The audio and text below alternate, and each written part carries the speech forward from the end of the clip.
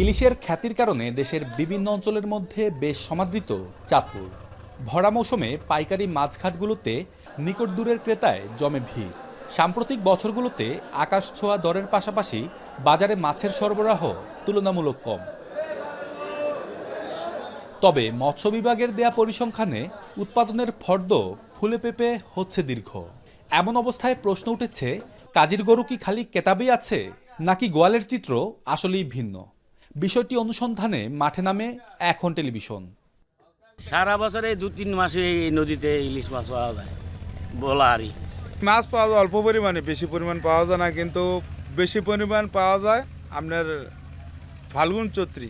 দনাগদার ইলিশ মাছ ভাই এই বর্ষা আসলে মনে করেন 4-5 কেজি আনে, টুকটাক বিক্রি হয়। দনাগদা ইলিশ মাছ পাওয়া যায় না, কম। মেঘনার শাখা নদী ধনাগোদা বয়ে গেছে চাঁদপুরের মতলব উত্তর ও দক্ষিণ উপজেলার ভেতর দিয়ে। শান্ত এই নদীতে সারা বছরই মেলে দেশি নানা মাছের দেখা।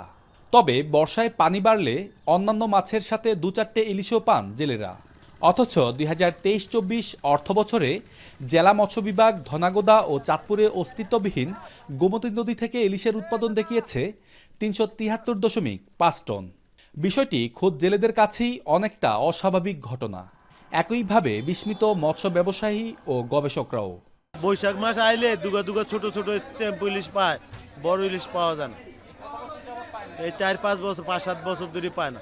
আমরা হালি হিসাবে বেশি, তো মৎস্য কর্মকর্তারা কোনো সময় এটা জানতে আসে না যে আপনারা কত মন মাছ আজকে বেচছেন বা কি পরিমাণ আসে, এটা কেউ জিজ্ঞাসা করে না। চাঁদপুর অঞ্চলের ডাকাতিয়া, মেঘনা, ধনাগদা এই সমস্ত ছোট নদীতে সচরাচর তারা বসবাস বা খাওয়া দাওয়া প্রজননের উদ্দেশ্যে ঢোকে না, চলাচল করে না। অ্যাক্সিডেন্টাল তারা কোনো সময় কোনো কারণে কোনো ঝাঁক হয়তো ঢুকে থাকতে পারবে, অন্যথায় স্বাভাবিক বসবাস তারা এই সমস্ত ছোটোখাটো নদ নদীগুলোতে করে না। এমনিতেই দূষণসহ নানা কারণে জেলার নদীগুলোতে প্রতি বছর আশঙ্কাজনক হারে কমছে ইলিশের উৎপাদন। অথচ জেলায় রেকর্ড 35,104 টন ইলিশের উৎপাদন দেখিয়েছে মৎস্য বিভাগ। এর মধ্যে চাঁদপুর সদরে 18,972.75 টন, হাইমচরে 10,239 টন, মতলব উত্তরে 5,519.5 টন ও মতলব দক্ষিণ উপজেলায় 373.5 টন। তবে পদ্মার ইলিশে মেলেনি লিখিত পরিসংখ্যান। লিপিবদ্ধ নেই পদ্মা নদী থেকে পাওয়া ইলিশের হিসাব। আড়তদারদের দাবি, ইলিশের উৎপাদনের তথ্য নিতে কখনো কোনো আড়তে যায়নি মৎস্য বিভাগ। স্বভাবতই প্রশ্ন ওঠে, ইলিশ উৎপাদনে দেয়া এই তথ্যের বিশ্বাসযোগ্যতা কি? আমাদের কাছ থেকে তথ্য নেয় না, এটা ওনারা কীভাবে হিসাব দিচ্ছে এটা ওনারাই বলতে পারে, কিন্তু আমাদের হিসাবে প্রতি বছরই কমতেছে। আজ থেকে 10 বছর আগে লক্ষ্য করেন, যখন এত অভিযান ছিল না, এত কঠোরতা ছিল না, মাছ তো অনেক বেশি হয়েছে। এখন ওনারা বেশি দেখায় কিভাবে? আমাদের উপর একটা ক্লেম আসছে যে ইলিশের পরিমাণ দিন দিন বাড়ছে, ইলিশের উৎপাদন বাড়ছে, কিন্তু ব্যবসায়ীরা মনে হয় সিন্ডিকেট করে মাছের দাম বাড়াচ্ছে, একটা আর্টিফিশিয়াল শর্টেজ দেখাচ্ছে। এই যে বাড়তি দেখানোটা, এটাতেও তো সবার ক্ষতি হচ্ছে। কেন ক্ষতি হচ্ছে?